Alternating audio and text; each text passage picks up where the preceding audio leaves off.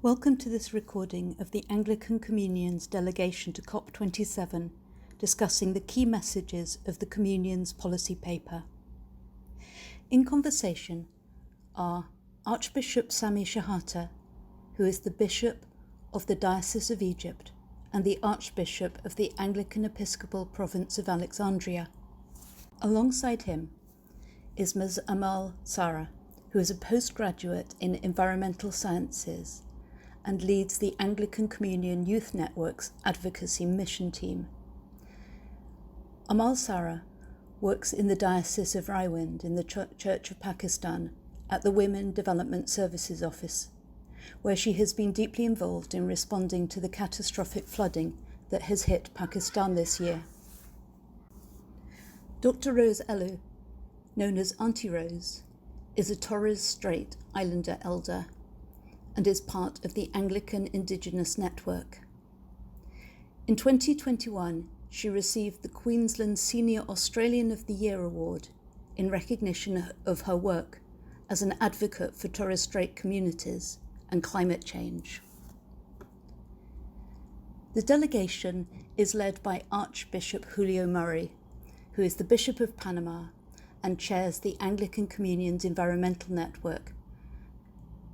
Archbishop Julio is the Communion's lead bishop for the environment. Recording the conversation is Joel Kelling, who is the Anglican Alliance's Middle East facilitator. Joel is engaged in a variety of activities to connect, equip and inspire people across his region to safeguard creation, including leading the ACT Alliance Climate Justice Community of Practice in the Middle East and North Africa. Enjoy the conversation as the delegates discuss the key messages of the policy paper from their own particular viewpoint and experience. Okay, so welcome. We're going to hear some thoughts from our Anglican delegation on the key messages for our policy paper. So the first key message is that the climate emergency is a global threat that requires a global response, imagination and the long view. It can't be solved if countries are caged by nationalistic self-interest or short-term political cycles. Profound changes in attitudes and ways of seeing are needed. This is something the Anglican Communion and other faith actors offer. Archbishop Julio, could you provide some thoughts, personal reflection on that? The first thing that comes to my mind is the way in which society has created such an impact on some people. It is true that we live in a time of crisis, but the time of crisis has helped us to move away, in a way, from this individualistic way of seeing things and solving things. People of faith understand that we are related one with another. And because of our relationship with one with another, we also remember the relationship that we have with God. We cannot think only of ourselves. I remember what has happened to us during the situation with the pandemic. Everybody was willing to share whatever little they had with those who did not have anything. If I look at what happened with the pandemic, and I understand what is happening in the climate crisis, we are in this together. No country, therefore, should think that they can go out there and negotiate by themselves and for themselves. But it's a matter of coming together and thinking of the common good, not only my personal experience and my personal benefit, but the benefit of us all, because we're all included in this. Yes, it is a very important key message. As we serve in 10 different countries in North Africa and the Horn of Africa, you have floods in some of the countries we serve, and you have droughts in other countries. You have floods in Chad, and people have to leave home and live in tents. And you have drought when people are really dying of hunger in Somalia. It's a message of cooperation, working together. In Egypt, we have Muslim leaders and Christian leaders coming together, and we agree that Christianity and Islam, both religion, really encourage their followers to be doing all they need to do to keep the environment and to have a clean environment to live in. A lot of the teaching in the scripture, God the Creator, all the singing in the Psalms of the heaven declares the glory of the Lord, all this encourages us to really appreciate God's creation. It's a key message of working together and find a way to express how to really our communities to be united in this. The crisis affected all around the world in a different ways of looking at, with the beauty and the creation that God has given us to share and live joyfully. Plus, there's hurricanes and rising sea levels. There's people that have been homeless everywhere else. Prayerfully, I think we bring back the community together as a church in the Anglican Communion. That has been a very vital importance of prayer, of bringing our communities together and live in that harmony and peace, and hoping and praying that God will provide, and He will provide at the end of time. It might take a long time. People sometimes get a little bit, hopeful in a way that it will happen straight away, but God's got His own time to be able to serve all of us faithfully at the end of the time. Whenever I talk about the situation of climate crisis, the very first thing that I spoke on the other day also is our responsibility as stewards of the Mother Earth. The maps, the geographical boundaries have been created now. But when God created, He created Earth, He created human beings. And I think, I believe so that when we are facing a time of crisis, because climate change is not just confined to some countries, it's a global threat, it's affecting people around the globe, and we need to set aside all the political differences, and we need to become one. I would quote an example when there was corona pandemic on its peak in the year 2020, and India was facing so much because millions of people were dying, and there was complete nuisance around.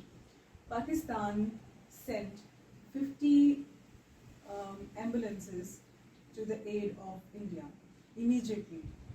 And that was a very beautiful example of having intercultural, India-Pakistan culture is exactly same, but inter-country, two countries coming together.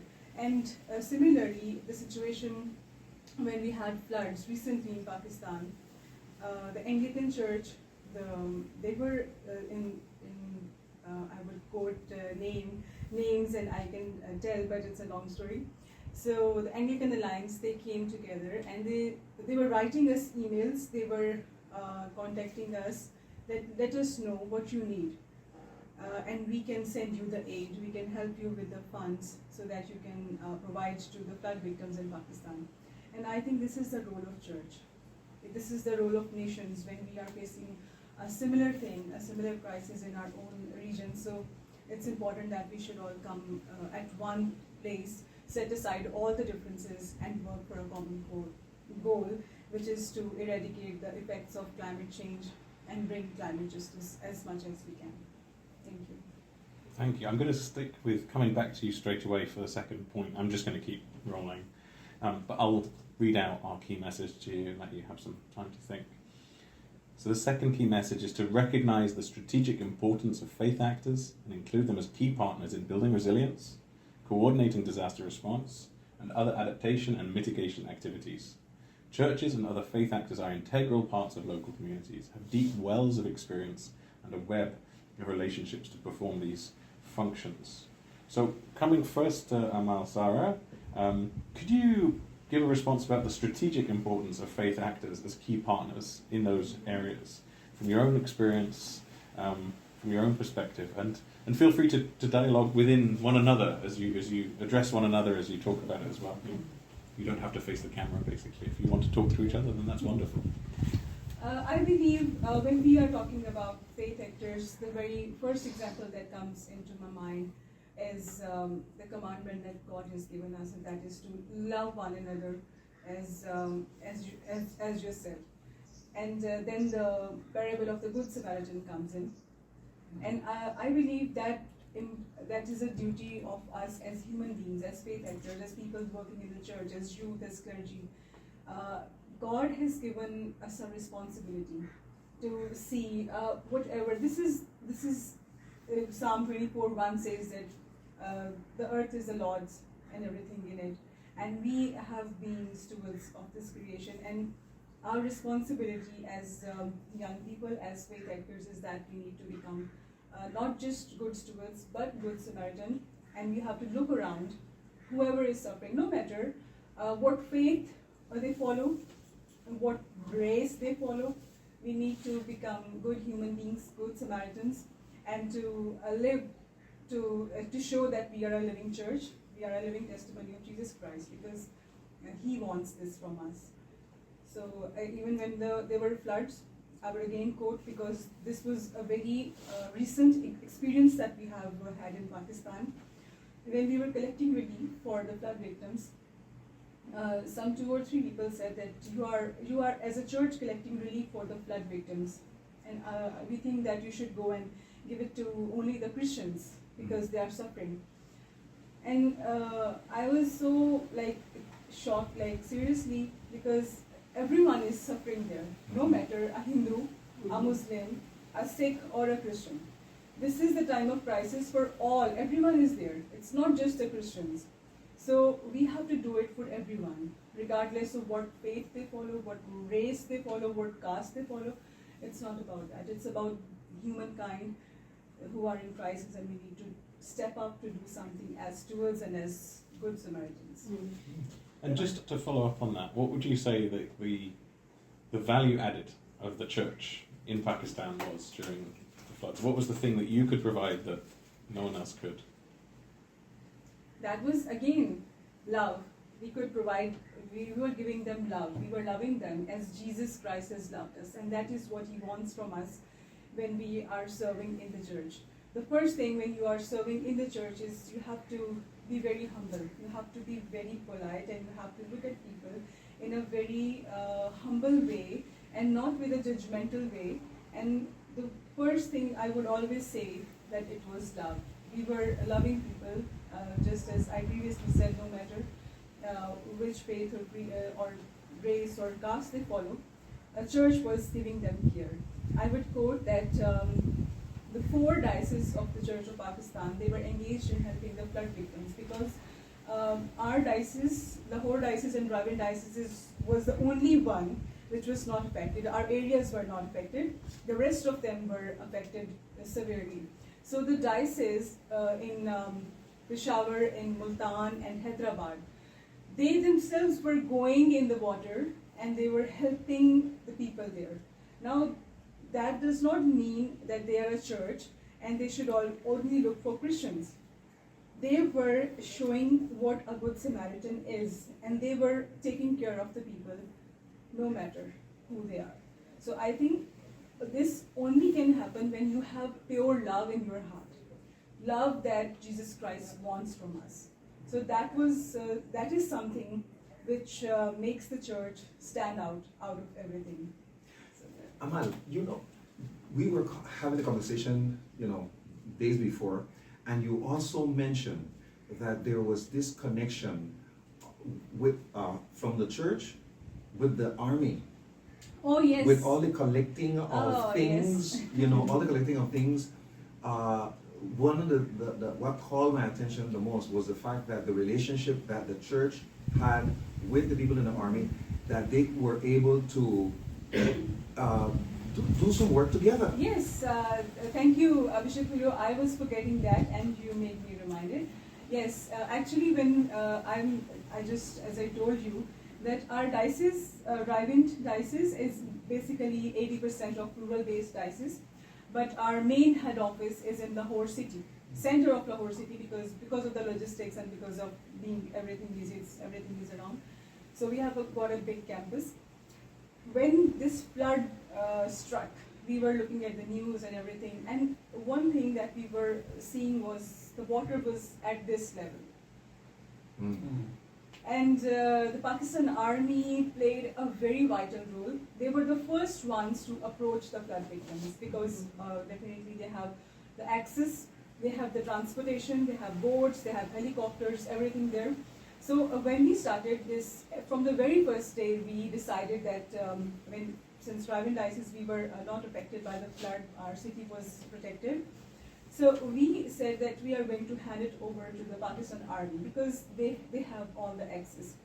So we made connections with them. Our churches, 31 churches of our diocese and 10 schools of our diocese, they provided us with the relief, with the blankets, clothes, shoes, food items, everything we could have, even the mosquito nets. So they brought everything to us and we packed it. We made it in a very beautiful, packed it in wrapping, and it was amazing. So we packed the food, everything in it, and then we contacted the army because we said that we want to show solidarity. The church has to show solidarity with the Pakistan Army, and we told them that you are doing a wonderful job. You are the frontline people. So we want to join hands with you. And they were so delighted. And this, I will say, definitely was a biggest example I have ever seen in my life that the church showed solidarity in this way. So the army came and they brought 3 big trucks which they use for the disaster relief. And all the 3 trucks were full when they left our premises because we could not go there. There were some issues going on because the trucks were there and people were stealing from the trucks because it was hunger and poverty in stricken areas because of the flood. Everything was washed away, And so can I just come in with that, because the difference with that, in the boundaries and locations around the world, Torres Strait is very different. We are very far away from the survival kit, yes, which is we are far away from the army because we are just little islands. And when there's rising sea levels, you're about so many miles away from Australia, and the technology is not very good where you can have the, but the church was playing a pivotal role in this, in a way, but prayerfully, and that was the biggest. I think thanks be to God for all these prayers being answered. The people, even though that we were isolated, the airstrips were closed, we can't get a food supply, or even the boats can't go because Torres Strait is one of the treacherous waters in the world. You cannot, it just 4 winds, it's just very, very bad. So, but I think the church all came together, but eventually the army did arrive. Yeah. When they did arrive, the water level has gone down, in a way. And then, of course, the supply of that, it has to come from Australia. Because even though we're close to Papua New Guinea, we're not part of Papua New Guinea, we're part of Australia. So they're the kind of things that are interesting in a way, our prayers of our Christian faith around how we have the daily prayers, like for us in Australia and in Torres Strait. Because we look at the global context of the nations like Pakistan and Africa, everywhere in the world, how it was affected in a way severely. But I think one good thing about, you talk about love, that love was very, very visible.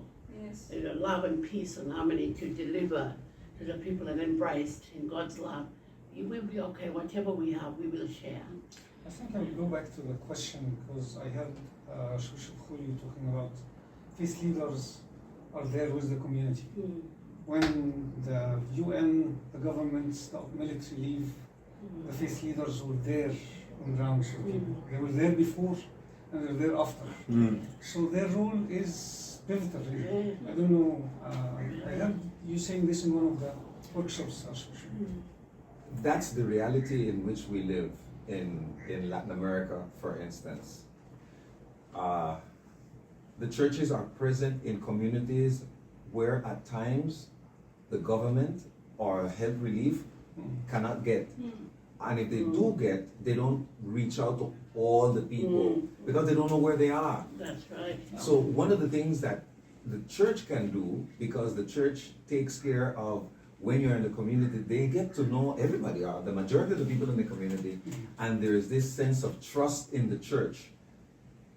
Okay, so because there is trust in the church and the church leaders, you can get further. The help can go further into the community. And as I said, yes, you are right. We're there before, we're there during, and we're there after the situation. So we can give an account of the people that will respond or need the help. And that's some of the things. And the work we do along with the Ministry of Health, for instance, getting resources out to the people, is because that we are on the ground. We are there. But then it also depends on the type of relationship that the government will want to have with the church. Because they are recognizing the fact that we are on the ground with the people. Yes. Sometimes they can't get to where the people are. It's partnership. Yes. Exactly. It's the partnership that is involved, and sometimes that's the only thing that we are the only ones that can do that. And I think to segue into the third question, and I'd love to come back to Auntie Rose to start with, and we'll keep it quite short for this section. The key message is that resilience is about more than providing infrastructure. People and relationships are at the heart of community resilience, alongside practical responses. The Anglican Communion is actively building the resilience of its members across the world. So, Auntie Rose, to come back to your message on that, do you want to speak one sentence or two on the significance of resilience through the church? Well, I get very emotional with these kind of questions in a way, because the love of our people for the world at large it's very extensive, and the cry of prayer and devotions that we have every day, daily, cover that, because the only weapon that we can have is God with us, and just deliver everything to Him in a way of everything else, resilience and that, what our people have suffered around the globe. In the Melanesian context of my race of people back home, this is very, because we are people of the ocean, so our people goes down to the ocean for prayer, or they go and sit in the gardens and have a breath of fresh air to pray about the creation, and send this across the four winds, we call it in a cultural perspective, around the world, blow it over, to cover all the countries in the world. We are people of God, all people, like Amal, not only just Christian faith in the Anglican Communion or anybody, everybody in the faith group. And I think it's only God's message that is important, that love that we can do. Human thing that we do in our ways of helping one another is there. But we also ask in God, and I think God's presence in there is large. Yeah, I think with resilience, especially with poor people, it's amazing how you go to villages in Egypt when people have nothing. And you go to a very poor old lady sitting on the floor, have nothing really, just enough to keep living. And you ask her, how are you feeling? And she will do this gesture, kissing her hand as if I have enough. This is resilience, isn't it? It is one thing to realize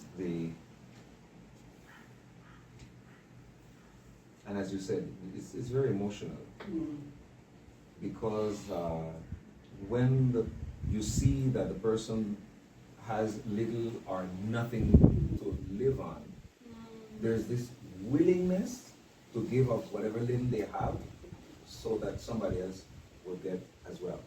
But again, within the resilience experience is their capacity to bounce back after they have experienced, such loss and such tragedy, and to keep on keeping on. And I think that the word preparedness goes along with resilience, because the church steps in and build upon the resilience of the people, helping them to be prepared for when a disaster is going to happen.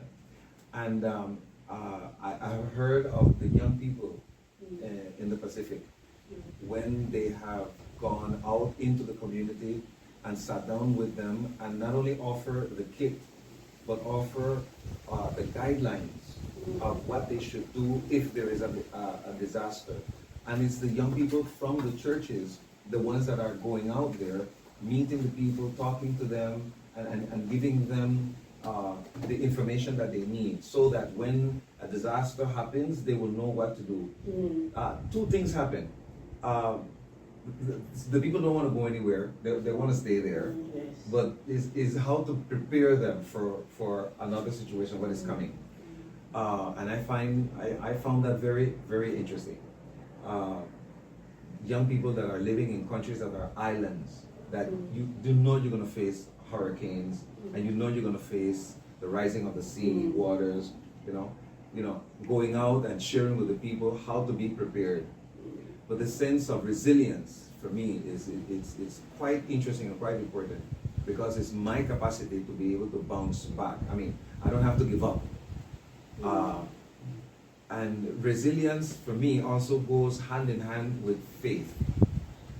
We're a people of faith. We're a people of trust. But the trust doesn't mean that I'm going to sit and fold my hands and wait for things to happen. My faith is a faith that, as Jesus would say to his disciples, if your faith was as big as the mustard seed, you would tell that tree to, lift up yourself and go.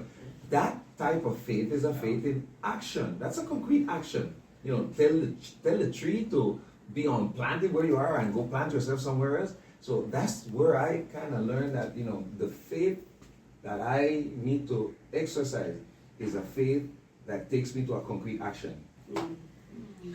So the fourth point is that resilience planning must include comprehensive, multi-sector interventions and responses supported by adaptive and flexible funding, designed with the active participation of local and vulnerable communities, particularly Indigenous peoples, women and youth. So we have some different constituencies here, and perhaps first I can go to the two bishops and ask about the importance of the active participation of the church, and then come to Dr. Rose to talk about the importance of the active participation of Indigenous peoples, and then come to Amal to talk about the active participation of youth. And both Amal and Dr. Rose, you can talk about women's involvement in this and the importance of that too. So I'll go to the two bishops first, and possibly. I think I will refer back to what Archbishop Julio was saying about faith and resilience. Yes, it's great that organizations help, and it's very important that we have a direct access to funds when there is a big problem. Yes, we can always ask people to have faith, and without faith they cannot survive. And yet, there must be a way of really having a direct access to funds and helping those who are in need. So the church somehow have to find this way of helping. In the refugees ministry, we have people coming and asking for very basic commodities, and sometimes people are not registered in the proper way. As a church, will you just wait for them to register, or you just give the help because you have to help them in this situation? I think it's always be a balance between how to support people in the time of need and encourage them to have faith, and yet do all we can as a church to support them. What caught my attention about this opportunity and this capacity is to work with other groups. We know the only thing that the church can do, but there are within the civil society different NGOs and different institutions and different organizations that also come with their resources. it gives me the understanding that we can pool, in all these resources, and as we move forward with the concrete actions, we're doing it with the understanding that we are not the only one providing a resource, but there are 3, 4, 5 organizations that are doing that. And not only the resources, they come with certain knowledge that we don't have. And I think it's important to hear from them, to learn from them, so that our response will be one that is also well informed. People that work with children, institutions that work with children, institutions that work with women, institutions that work with youth, they can share the knowledge that they have with the church and the church together. We do this united. But again, there's the interfaith aspect of it in terms of using different faith leadership to be able to respond to the needs of the community.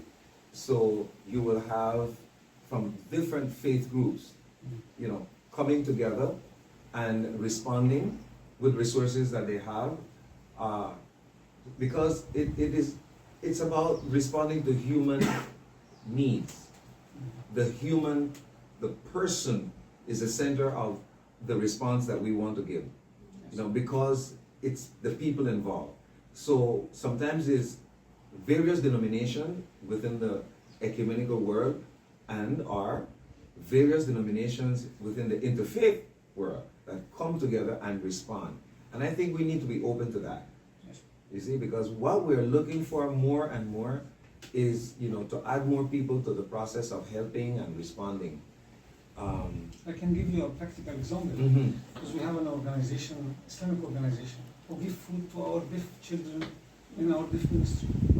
We do help many Muslims in our hospitals. There we go. Yeah.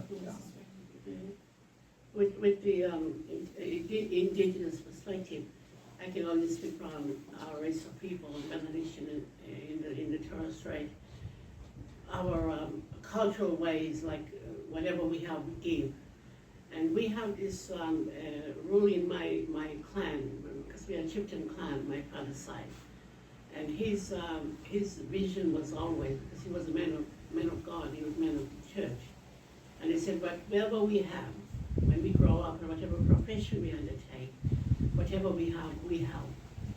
A majority of that is, and I have to say that blessed be God, that we continue with this. Like I must work up, but half of my salary goes to the countries that I'm obligated to. But I know God provides at the end of time. We have an year, it's called harvest here, like when people plant everywhere else in different island groups. But then there's a time of sharing. At this, they go from, we don't have an access to any boats or anything like that. There's canoes or there's dinghies out on the open sea. You carry a bunch of cassava, yam to these other islands that are in need. Even the water, like on my island, we have only one well that belongs to my mother that distributes the water out to all the communities in the villages. So that is also shared. And I think in a way it's a very sharing kind of community, even though we have the same issues like everywhere else. But we believe in that we all help one another, and God's presence is so visible, what you can give. And it's fulfilled in a way, like in my profession and in my work in the ministry, that what we provide, like we go outreach ministry, Bishop, like you said, with the little what we get when there's young people out on the park or somewhere, or that been affected, and they go out on the great big hall after the big floods in Australia, and you get all this is all multicultural thing, and everybody in God's people, the same people. Love is so extended out there, but I'm standing these grounds of like, we help one another, and we always do, and I know that we all do, wherever the globe, the nations around, we have that love to share. Whatever we have little, but we get back a greater reward from Him. And just to follow up on that, thank you so much for that response. To invert the question, if we planned for resilience building and ignored Indigenous voices, what would we lose? What would be missing if we didn't include and didn't seek help and support from them? Well, you see, because our people are spiritual people, and we have a visions, we have a faith in our own cultural way, related to the sea and where we nurtured in the time immemorial, when God has given us these little islands for us to live harmoniously. And what He provides, like our older people saying in the Torres Strait, if this is God's will, the island will sink, I'll sink with it. Now how do you say to the wider community, when the elderly person said, when these reporters came, Auntie, how do you feel about moving away from here? And she said, God has given me this land. So I am not moving. If this is His will that this island will sink, I will sink with it. And then on my island, my uncle said once, we got lots of coconut trees around. He said, well, if the sea comes up, I just put the rope under this coconut tree and I'll let the dinghy float, the canoe float, wherever God will take me, the tide, wherever it is. Because I know that He will take me to safety. I think there's always danger in thinking that there's one group, a majority group, can rule. And this we feel in all our communities. In the Middle East, with the Christian community, we have roots in Egypt, in the Middle East. And it's very dangerous for any country to think that they are the only ones. Because one day, all these small groups will disappear, and then they'll start to fight among themselves. And we saw this in so many places. So, respect of the human dignity and human beings and minority communities in different places, I think it's very important. I think the great loss will be to not recognize and not have the benefit from the spirituality that comes from the living experiences of the indigenous groups, of African descent groups. That relationship with creation, that relationship with Mother Earth. In Latin America will be the relationship with Pachamama. That will be missing out. The respect that there is for creation, the respect that there is for the earth which provided the resources that which we live on, that will be, for me, a great loss. I also think, not only with the indigenous groups or the African descent groups, we'll be missing out if we don't hear from women. Because anytime there is a catastrophe, the first responders or the first ones to be shocked are women, are the ones that are most vulnerable, are the ones that, receive, the hardest blow are women, young people, and children, the other caretakers. So the voices of women, if we lose the voices of women, we'll be losing a lot.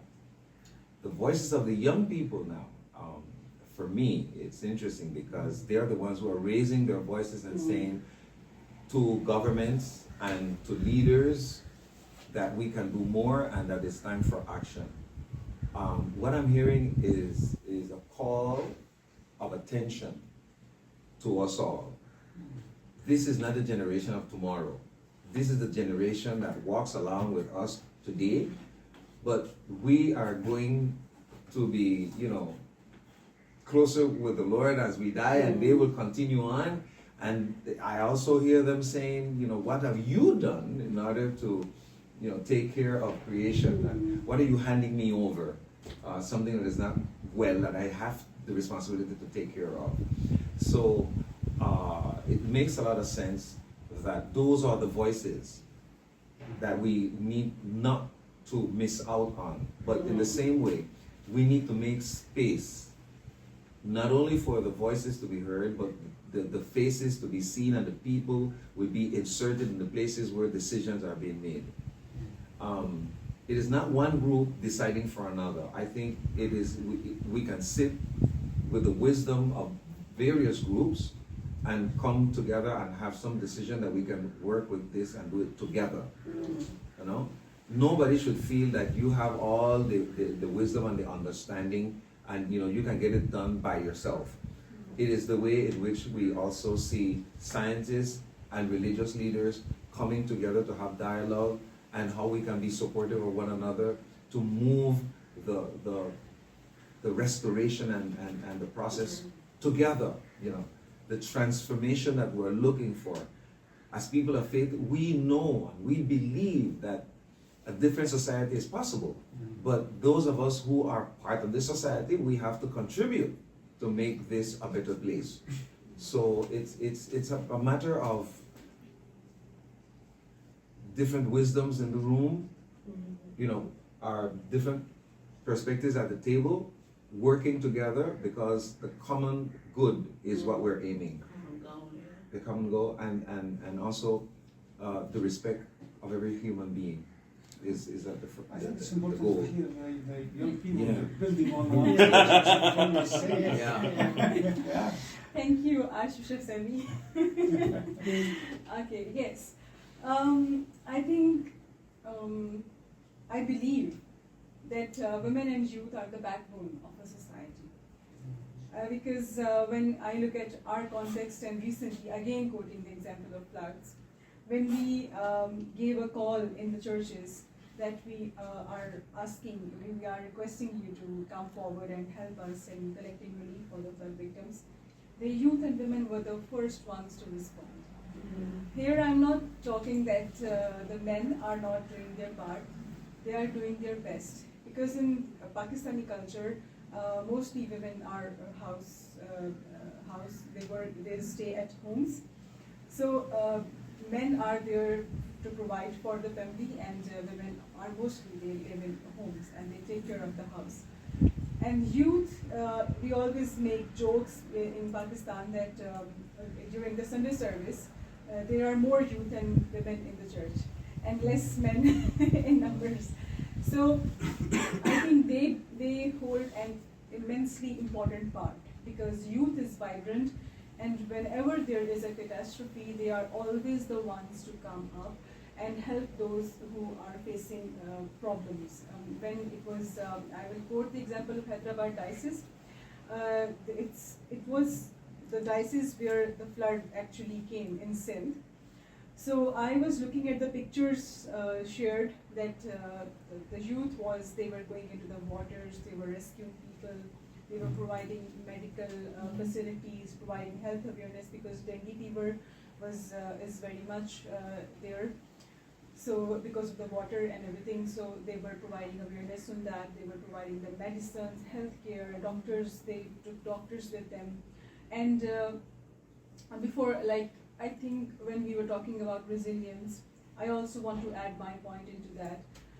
When we were collecting relief, we were thinking this is just too little, because there are so many people, millions of them, who are facing harsh of cold and water. So my mother told me a little story about sparrow. The entire city was in fire, and that little sparrow took some water in its beak and dropped the drop of water into the fire. And one of the bird asked that, how are you contributing? This is just one drop of water. The sparrow said, I'm doing my part. I'm contributing my part, what I can do. And when I was looking at the blankets and everything that our youth and women actually provided us with, because men are more in doing the logistics and bringing everything, providing the funds and everything. So they have a crucial part to play in providing the funds. But these are the women and youth who actually collected everything and provided us with that. So when I was looking at the blankets there, I told my mom, I was talking about her, that when a child and a mother would be in this cozy blanket, that is all we are here for. That is what we are aiming for.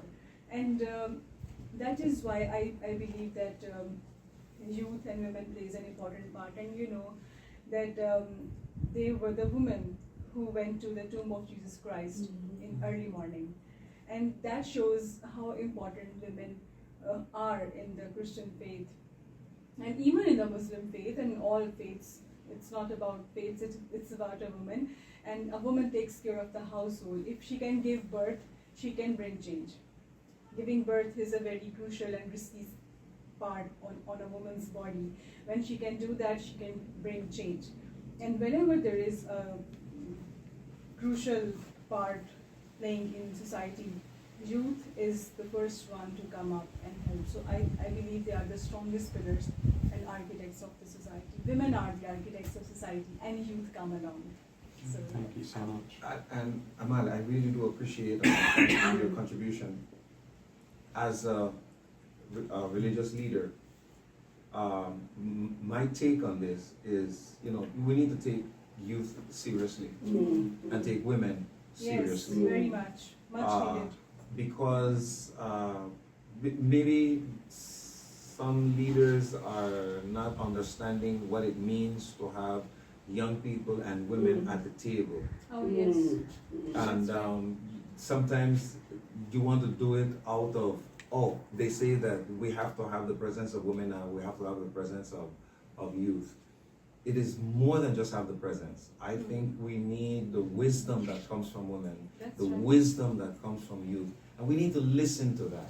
Sometimes the cry is there, but we're not listening. We're just hearing. Well, we need to listen to what women, we need to listen to what young people have to say and what their contribution is. So as one of the leaders, we need not to be afraid. On the contrary, it's the Spirit of God that is working through women and working through the youth.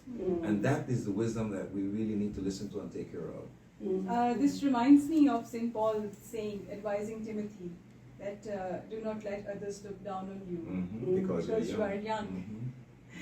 So that is exactly my point, and that is what you are trying to say. Youth and women are overlooked. Their contribution is not much appreciated in the churches. I will talk churches because yes, that's true. They are not even, sometimes I feel that way. But when I make my way, I try what I want to achieve, I do it no matter what anybody else is saying. So I think, yes, we need a voice because we are change makers. And I'm not saying that youth doesn't need elders. That's not the case. Advisors there. We need you so much. Because in my case, I give my example, at times I'm very anxious, I'm very impatient in situations where I need to get relaxed. So my mother is always saying, you need to pause here. It doesn't go this way. So we need elders to, because we can learn from your experiences. And you need us because we can help you with different things. For example, with technology sometimes. So,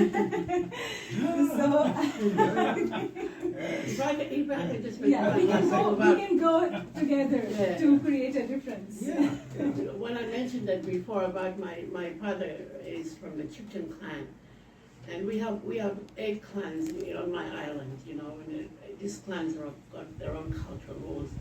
And there was a what you call it before the time that men were always doing things. But when my father came as a chief, and he changed the rules. So there's 12 of us in the family, and then each one of us was gifted the status in there. So the girls were also at the same level, but there's a chieftain, but the girls have the authority to do certain things in life journey, and how you can intervene also, like you can be part of that big conversation, how you provide. Like his vision was about from that time, like when we were babies, and he said, okay, each one of you are gifted, so each one of you will provide, and not one of you is above other. And you look at the society like this, you have humbleness, you have love, and you have peace. But you see them, like, we have bishops, and we have the same level of people that we embrace. And we are not being judgmental about it. We offer love and peace. So I think one of the things that really instilled in me and in my society today, I think that's what I give. Because of that upbringing. And then in the Torres Strait, you will see this visible. The people you go into the village, and the first thing, they don't ask where you come from. They just send you home away from home. Even though your island is sinking. I've only got 10 minutes left of footage I can shoot on this camera right now. So I'm going to come just to Archbishop Julio for this next question, and just a 2-sentence answer. It's a big question, so I'll read it slowly and leave you some time to think about it.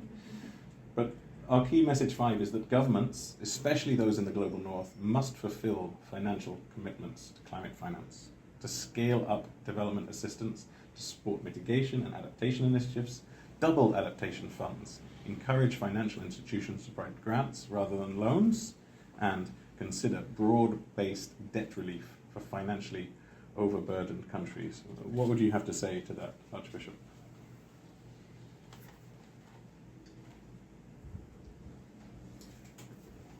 When we're looking and listening for ways in which we face climate change catastrophes and climate change challenges, we look to governments, because the governments have a responsibility to seek for the welfare of the larger community. But I also think that it's not only the governments are responsible. I look at the owners of the big corporations, who are the owners of the industries that are, feeding all this carbon dioxide into the environment, or because of the production or the work that they do or the industries that they do, they are degrading the earth. I think that in the same way in which we're asking governments to respond, we also need to ask the corporations, the big corporations, to do their part. And why? Because it's not only a matter of greed and making money and making themselves even richer. Mm-hmm. The reality of the climate change, disaster, beats us all and meets us all. And no matter how much money you will have, you can't do nothing with it if you don't put it to good use. Yes, that's very true. So it's not a matter of asking a favor. It's a matter of a responsibility that governments and corporations have, because the activities that they are doing are the ones that are affecting the environment, and who's really getting the impact from this is the most vulnerable. So it's a matter of responsibility. It's a matter of justice.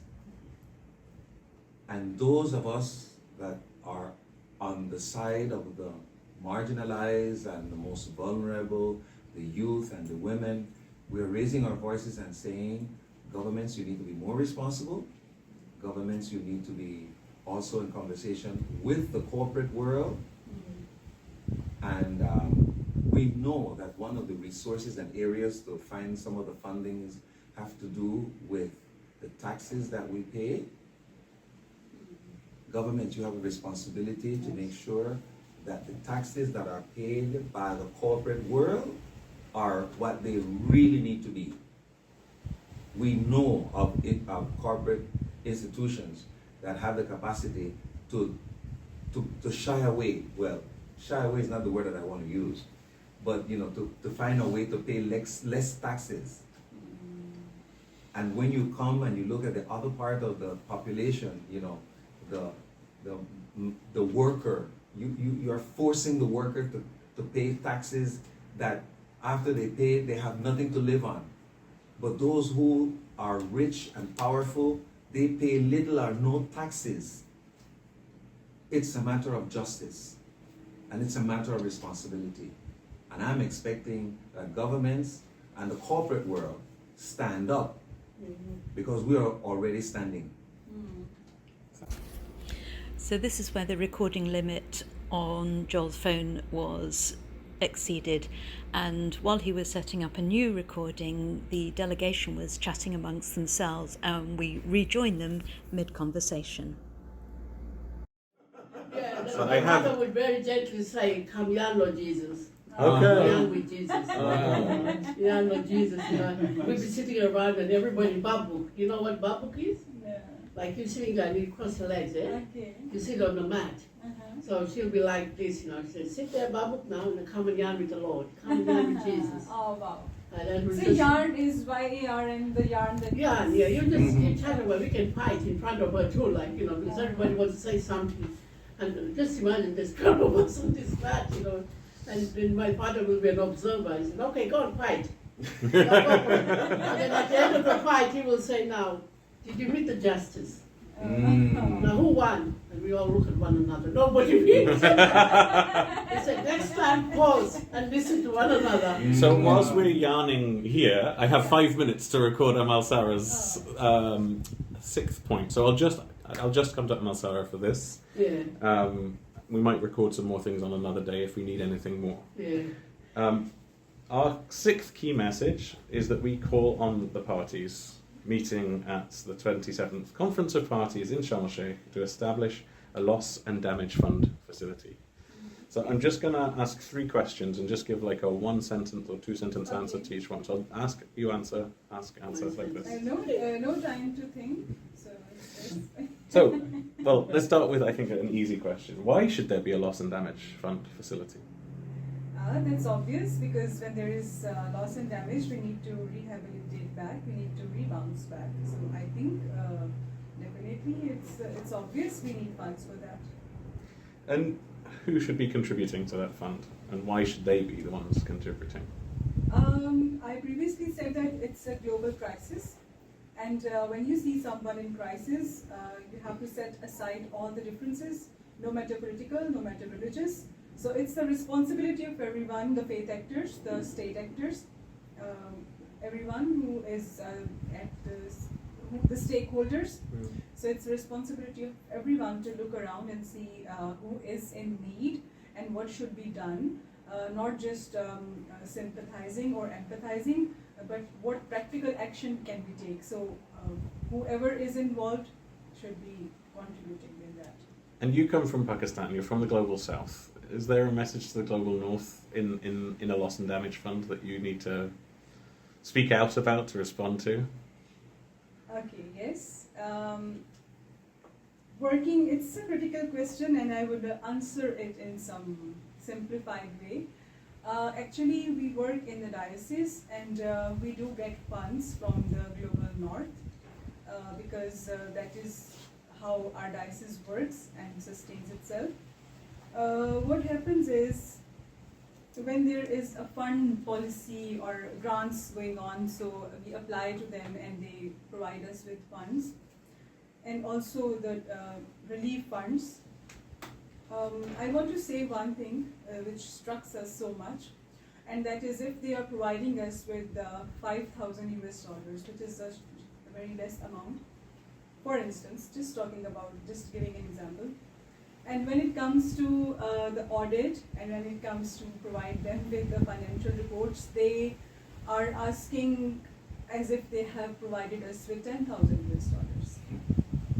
And they are expecting that you have to take care of the entire Church of Pakistan in just $5,000 US. And it is a very recent example that has happened, so it was in my mind. So when you are giving $5,000 US, you just not have to talk about like we are giving supplies to the people. We can just take care of one diocese or one area.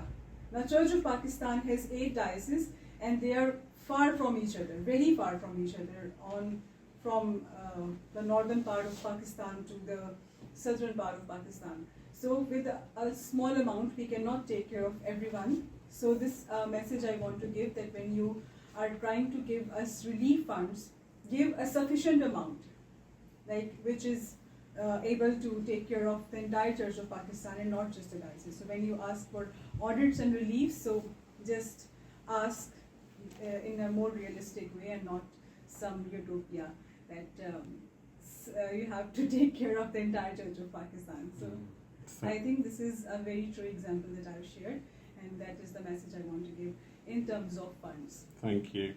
I've got literally a minute's worth of recording time left, so I'm going to give Archbishop Julio the opportunity just to conclude on this issue of loss and damage, perhaps, to give your take on particularly who should be contributing to the Loss and Damage Fund, and whether you feel like the conversations happening this week at COP27 are really addressing that issue in the heart of that. No, that's not necessarily an answer that comes only from what we have been hearing, but also from what we have been seeing. And this first week of the COP27 here in Egypt, we must understand that in order for loss and damage to get on the agenda was a big step, and it was a good step. But we also need to realize that if we are following the protocol, that the response from loss and damage is not something that's going to happen as the COP27 ends. It's going to take some time to do the procedure, and within the United Nations and the UN, sometimes process really takes time. But the mere fact that it got on the agenda, it says that there needs to be another source of funding to respond to the reality of loss and damage. The next thing that needs to be said is that loss and damage is not only about finances, because there are situations of loss that no matter what amount of money you put, is not going to bring it back. And I'm talking about human lives. When human lives are lost, there's no money that will bring that back. When a situation of damage is done, it's not that I'm looking for it to change. Loss and damage is also an aspect of transformation. We are keen in looking for transformation. This week, we need to be grateful and thankful that the fact that the loss and damage item got on the agenda, and that countries around the world are recognizing the need for a loss and damage item to be taken care of, to pick up the necessary funds. But I also want to talk about how important it is to look at the loss and damage aspect also within the loss that cannot be